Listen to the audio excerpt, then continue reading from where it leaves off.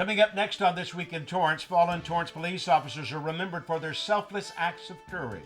And locals educate themselves on how to be more water-wise. Then young entrepreneurs compete to sell their business ideas.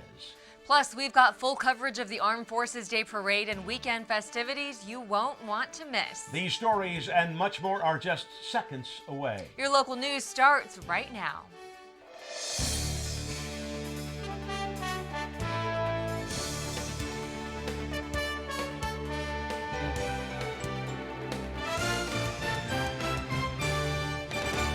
Hello and welcome to This Week in Torrance. I'm Chun. And I'm Ben McCain. Thanks for joining us. Here are your top stories. The city of Torrance is taking new measures to manage the growing problem of coyotes. Torrance City Council unanimously approved a 13-step management proposal that would help decrease the coyote population.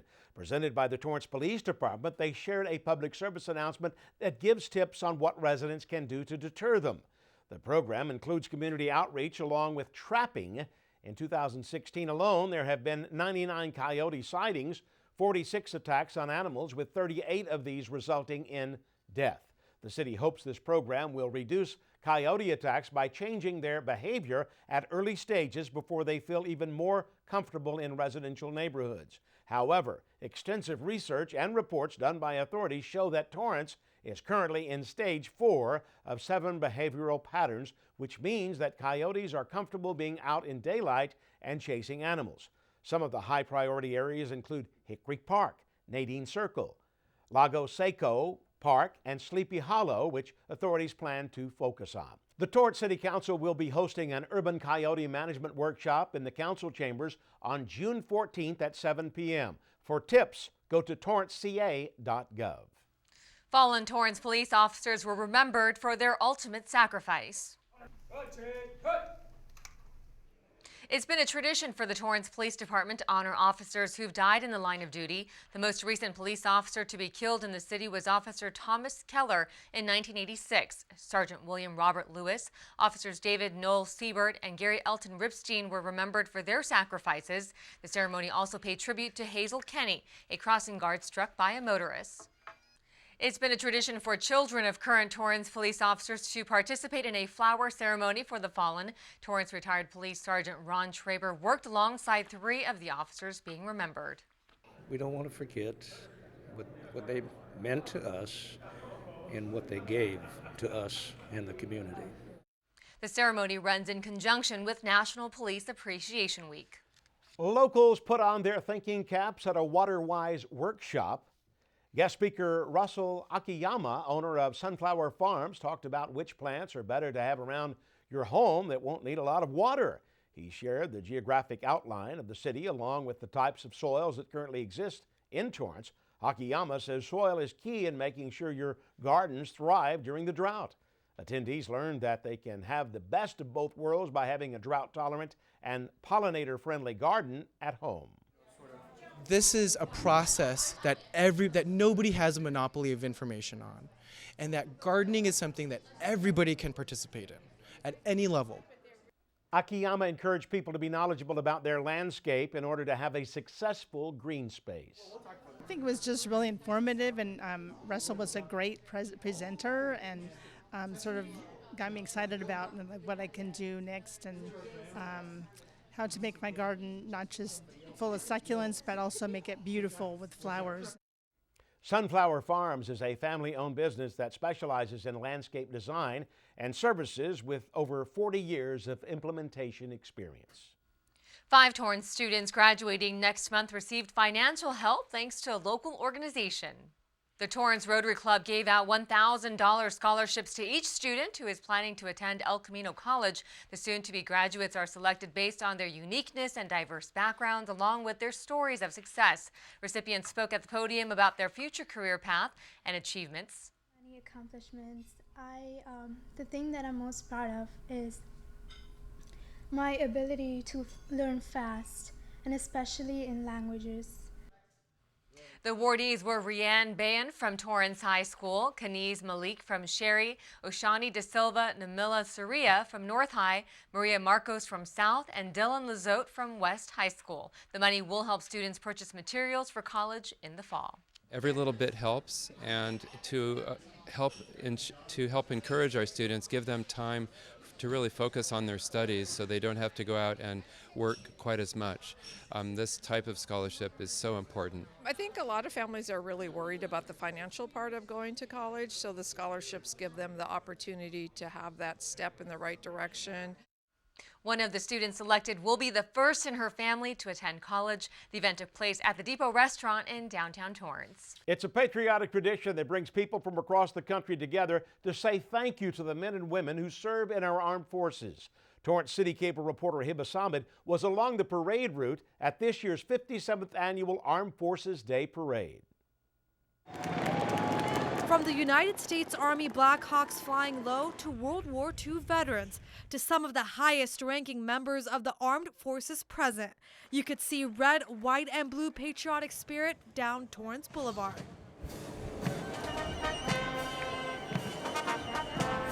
I've known about the great patriotism and the excellence here in Torrance, and it was just a great opportunity for me to come back. For Brigadier General Malcolm Frost, the annual Torrance Armed Forces Day celebration was also a sweet coming home. A Torrance native who graduated from North High School, it's his first time back in the city since 1984. It's an incredible coincidence that here I am from this town and I get to come back, and it just shows the great support and what this community is about. This year, the United States Army was the honored branch of the military, and as the Army's Chief of Public Affairs at the Pentagon in Washington, D.C., Frost says he grew up with the Armed Forces Day Parade, and to now actually take part was an honor. Great chance for us to connect back in with the people of Torrance, who are such great supporters of the United States Army. And one of the many supporters that came out was Luisa Perez, who drove 4 hours from Blythe, California, just to see her son. We haven't seen him. We only see him during Christmas time, and we couldn't wait for Christmas too far, so we decided to come out here. Her son, Horacio Wells, is stationed in Virginia and says she is grateful for the city of Torrance for bringing her closer to him. This is going to be our first time seeing my son do something like this, and it's going to be emotional, but, you know, yeah, it's going to be memorable, too. Thousands of parade spectators are expected to line these streets to watch the nation's longest-running parade sponsored by any city. And for nearly 484 men and women, it was the beginning of a new chapter as they took the oath to enlist in the United States Army. We should all be very, very thankful for that they're willing to put themselves behind things of higher ideals, that they're willing to support something bigger than themselves. It's amazing that so many people come out and support it, and you just have such a sense of pride. And with another historic celebration in the books for Brigadier General Malcolm Frost, he hopes to make a visit home soon again. It has just been incredible, an incredible experience. One in which, I don't want to wait another, 30 years to come back, and I certainly won't. I will be back, I'm sure, in the years to come. For Torrance CitiCABLE, I'm Hiba Samad. Thanks, Hiba. More than 100,000 people attended this year's parade. Well, still ahead, we take you to one of the trendiest children consignment stores. And in case you missed the Armed Forces Day celebration, we have it all covered. Go Army! A renowned patriotic band that performs from coast to coast made a stop in Torrance to bring their tunes to the Armed Forces celebration recently.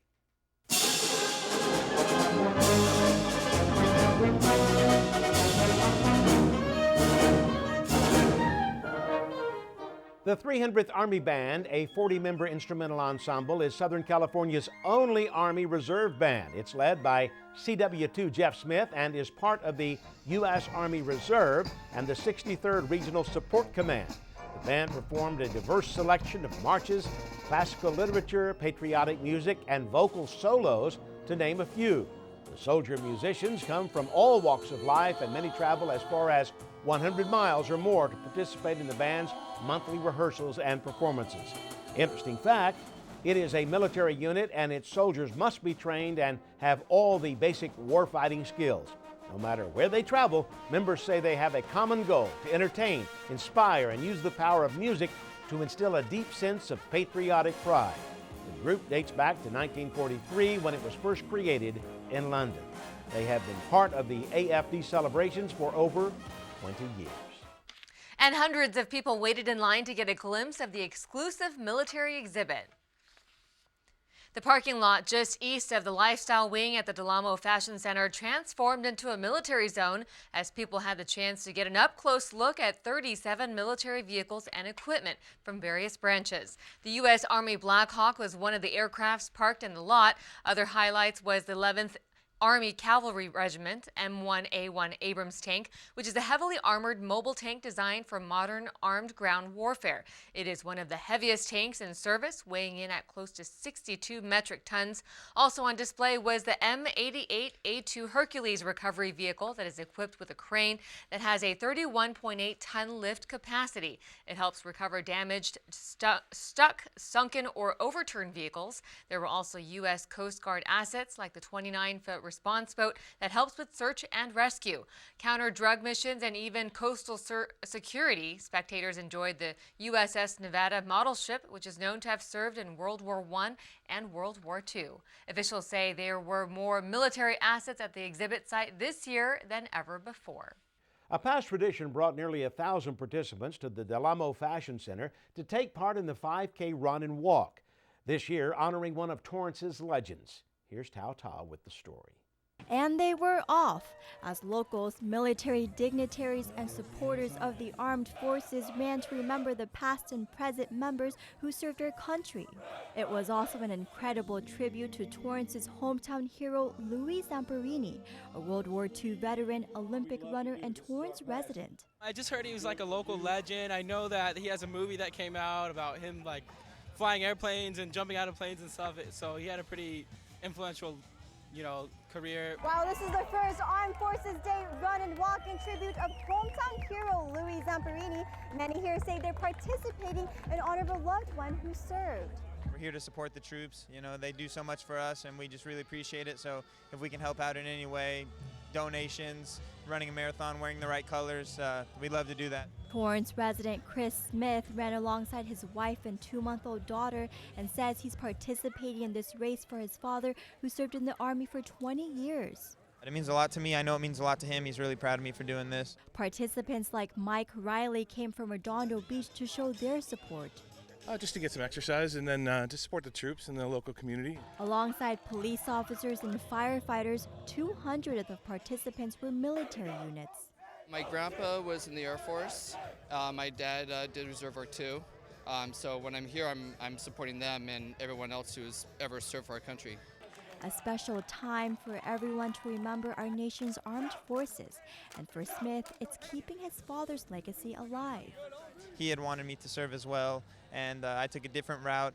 So if I can help out in any way and any time, he really appreciates that, I know. For Torrance CitiCABLE, I'm Tao Ta. Thanks, Tao. Teddy Massa took first place with a time of 15:51, and Lexi Ceballos came in with a time of 19:49.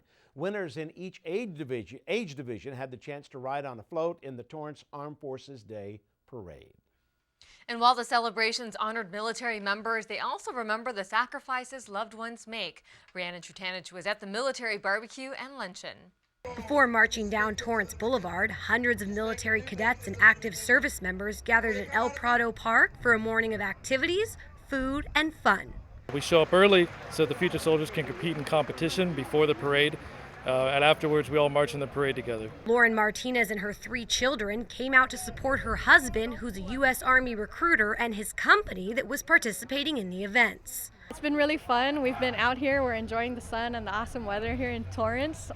We've been seeing all the soldiers and Marines compete, and it's been really exciting. Some of the soldiers got to the park as early as 5:45 a.m. and spent the morning participating in competitions, including tug-of-war and relay races. What we do is compete against each company within the battalion. Esprit de corps brings their morale up. What we want to do is encourage their families to come out and be a big part of this. Also, we want to invite the local community as well. Marine and Army cadets from across Southern California competed against each other in teams. Yeah, I liked the part when they were playing the tug-of-war when it was San Gabriel, where my dad's company was going against Long Beach. The event gave the families of the cadets a chance to support them before they head off to basic training.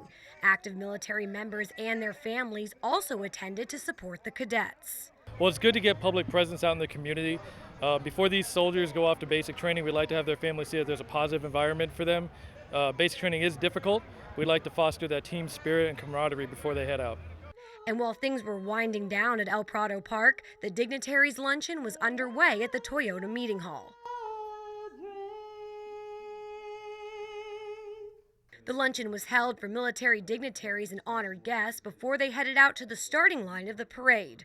Mayor Patrick Fury, Grand Marshal General Robert B. Abrams, and Honorary Grand Marshal Joe Mantegna all spoke during the luncheon about the importance of recognizing and honoring our military. I'm really so proud of our city.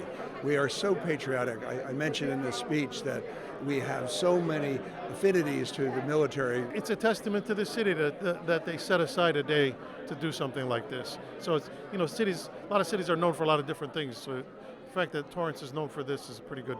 That speaks well. Actor Joe Mantegna, who was the honorary Grand Marshal of the parade, was given an award during the luncheon for his military support. I just feel very blessed to be in a position with my kind of profession that it gives me a public profile that, it gives me a chance to do things like this, to come out, and if it raises awareness and causes people to just, if nothing else, understand how important it is to support our military, then the mission accomplished. And from those at the barbecue at El Prado Park to those inside the Toyota Meeting Hall at the luncheon, everyone was excited to celebrate Armed Forces Day. It's like Thanksgiving, Christmas, New Year's Day, and St. Patrick's Day all rolled into one. It's a celebration of our military. And my hat's off to the city of Torrance. For Torrance CitiCABLE, I'm Rhiannon Trutanich. Thanks, Rhiannon. And the final event of the Armed Forces celebration is a memorable dinner held at the Torrance Marriott honoring present and former military members. Here is Jesse Pierre with the story. After a year of planning, the city of Torrance showed its appreciation to members of the United States Armed Forces for helping to carry out a long-standing tradition. Now in its 57th year, the annual Armed Forces Day Parade and weekend festivities are still creating new memories for many, like Post Command Sergeant Major Edison Rebuck and Major General Joseph Martin. What I saw today was just, the small town feel of patriotism applied over California. I've been in the service for 30 years. This is a community that has rallied to support those who serve, so it's very powerful for me as an individual. Those were the sentiments felt throughout this dinner, which honored all of those involved, including military dignitaries, council members, and Torrance Mayor Patrick Fury, who is proud to lead this city. Wow, this city of Torrance is recognizing the military on a regular basis. This was 30 years ago. And here we are today, we did it again. This year's Grand Marshal Robert B. Abrams, who was the keynote speaker, had touching words for the guests. He was also presented a key to the city by members of the Torrance City Council for his dedication and hard work. I'm a soldier. I've been a soldier for 34 years, and I love being a soldier. And what keeps me going, the older I get, is I get to walk and serve with America's finest. One of the many highlights of the dinner was the exceptional performance by the United States Army drill team.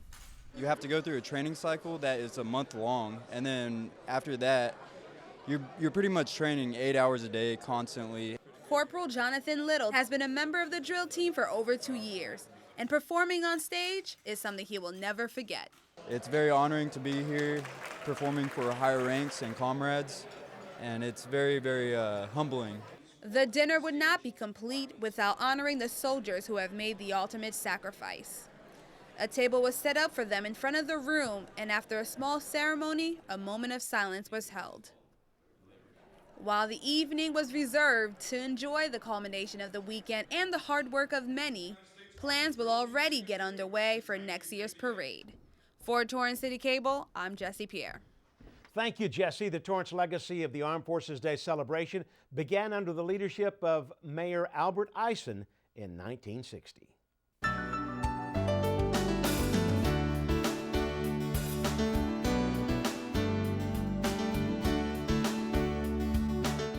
A well-known restaurant in Torrance is offering customers a new taste during the weekend. Elephant Bar has been busy serving up customers dishes from their new brunch menu. Torrance CitiCABLE had the chance to check out the delicious lineup firsthand. Already, some popular choices have been their Philly cheesesteak frittata, gooey butter cake French toast, and passion raspberry pancakes. Sounds delicious. The French toast has vanilla ice cream drizzle and whipped cream served with honey maple syrup.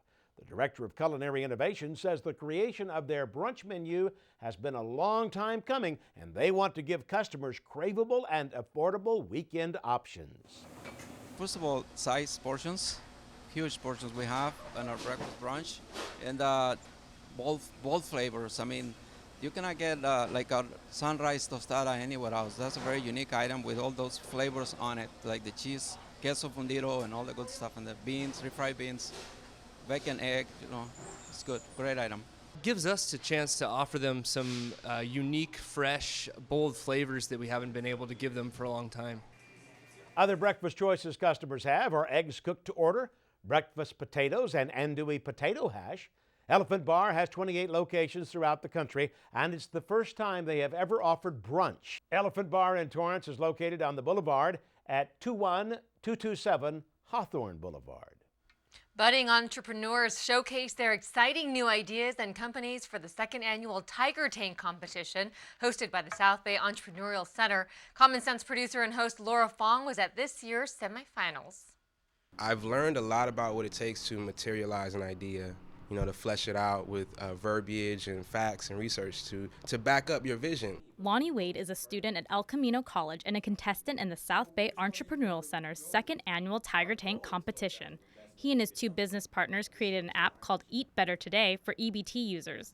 I've noticed a lot of things that weren't there for an EBT user or a shopper, and I started thinking, why is there no tool for this? And they say need is the necessity or the mother of all invention. The competition consists of high school and college teams battling it out for $2,500 scholarships, each in their respective category. This event is important for a number of different reasons, not just because it shows high school and college kids what the real world is. It's what the real world is becoming.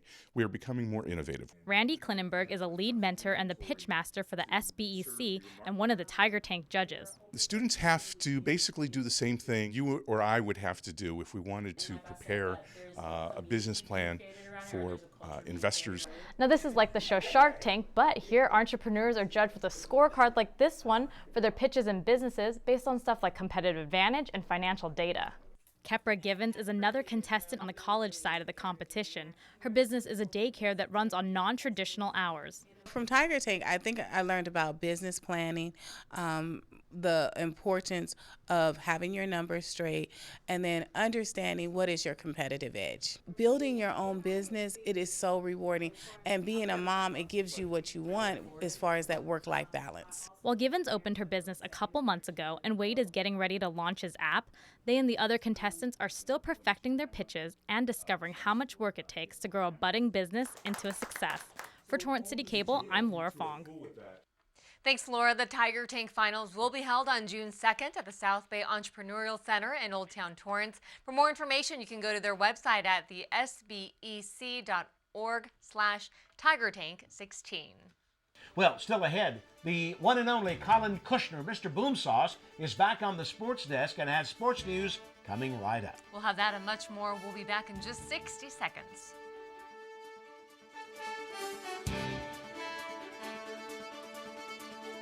Welcome back. We have a sneak peek at what's in store on the next sports desk. And we're so thrilled to have Colin Kushner back in the studio. What do you have for us, Colin? Thanks, Jen and Ben. I missed you. Did you miss me? Wait, don't answer that question. Let's flex our muscles because it's almost summertime and because we can, or I can at least, it's the playoffs on both diamonds. We'll get you around numero uno highlights and more from all over town. Plus, Bishop Montgomery Jr. Bernard Amofa is ballin'. You'll hear all about the wide receiver's first college football offer, and former West Warrior Josh Allen is in the hizzle. Catch my in-depth interview with Josh before he heads off to the University of Arizona in just a few weeks. That's 4 and 9:30 p.m. right here on CitiCABLE. Boomsauce, Jen and Ben, back to you. Thanks, Colin. Glad to have you back. Well, a children's resale store has a new name and is offering families some of the top children's brands at a price that is hard to pass up. Torrance City Cable reporter Hibba Samad visited Kids Resale Boutique and has this story. The Ralph Lauren linen pants we sell for $9.99. Carol Fisher has always been a fan of consignment stores, and 11 years ago when she had the chance to buy what used to be Children's Orchard, she couldn't say no. I love the concept of being able to recycle. I love the fact that the prices are very reasonable. We sell them anywhere from 1/3 to 20% of the retail price. That's what this store is all about. Rebranded as Kids Resale Boutique in 2015, it now stands as an independent store where she has the opportunity to sell a wider range of brands while giving back to the community. You want to try it? Okay, we'll try it on. Now I can partner with local businesses and or organizations. We have a kids club now, so every month we'll have an event 4 or 5 hours on a Saturday where we'll sort of watch the kids, so to speak, and so moms can shop, but we'll do crafts, and it's always themed around an event. Customers can buy everything from trending clothes, equipment, toys that are still on the market, and shoes for infants, all the way up to 12 years old. Here you can buy as much as you buy 2 or 3 items in a department store, and it's great. Financially, saves a lot. Wraith Joyce has twins and a daughter. She says the quality of goods offered here in her community makes life easier. Even though it's slightly used, some of the stuff are really still basically almost new. I mean, it's so great. Gymboree, Oil Lily are just a few brands that you can pick up here. And from time to time, shoppers may get lucky and find high-end designers like Burberry and Fendi. Parents can also bring in items to sell for cash or store credit. $35.93. Do we have anything on an account for you? We are not a thrift store. We actually buy the items that we sell, so we actually are very particular about what we bring in. You're welcome. It's a family affair when you shop at this one-of-a-kind boutique. Mothers and their children enjoy the shopping experience they can't find anywhere else. And I found a lot of just like the basics that you need. So like leggings, jeans, early on, like the onesies, all the onesies and stuff. And then I would resell my clothes back, which was really useful for me. With mothers like Taft and Joyce coming back for more, Kids Resale Boutique is helping customers save for their children's future. I'm gonna come here until the kids are like, the last size I think they have is size 12, so they're gonna be seeing my face a lot. For Torrance CitiCABLE, I'm Hiba Samad. Thank you, Hiba. Shoppers can make an appointment to drop off items. If you want more information, you can call the Kids Resale Boutique at 310-517-0449. Well, that does it for us on This Week in Torrance. I'm Ben McCain. And I'm Chun. If you've missed any portion of our show, you can catch us again at 11 a.m. and 6 p.m. Thanks so much for joining us. We'll see you next time.